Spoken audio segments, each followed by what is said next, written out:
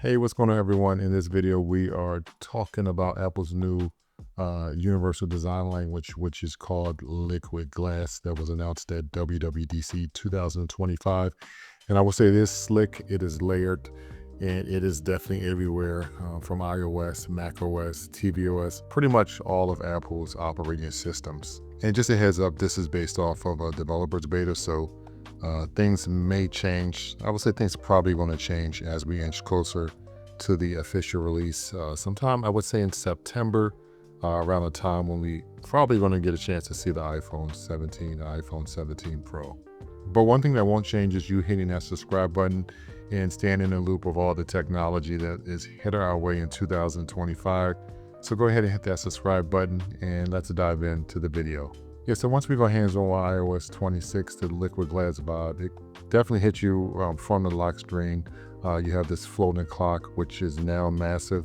The notification and toggles is dripping with transparency. Yeah, so let's talk about the app icons. They've been redesigned.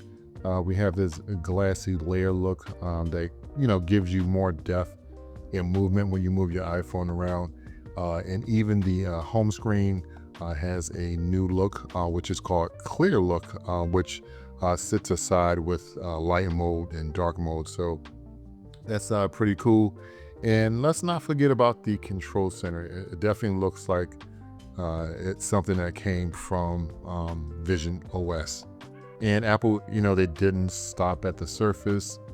Messages, Mail, Safari, the camera app, and even photos, they all feel cleaner and more immersive.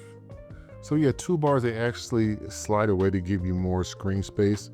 The camera app is definitely stripped down to just photos and videos at the bottom, which is really nice. And it has like this really buttery smooth swipe experience. It literally feels like you're scrolling through layers of glass.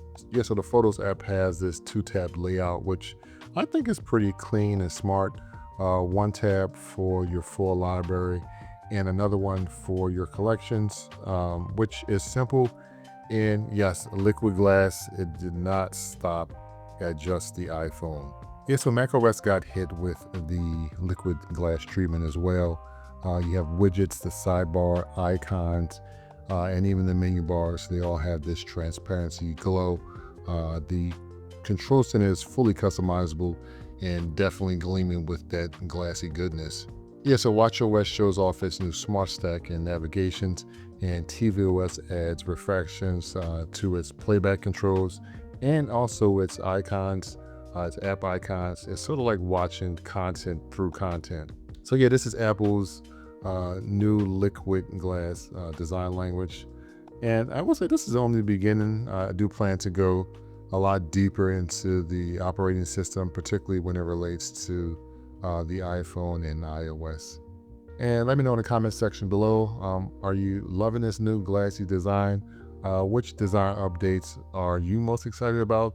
And what should I cover next?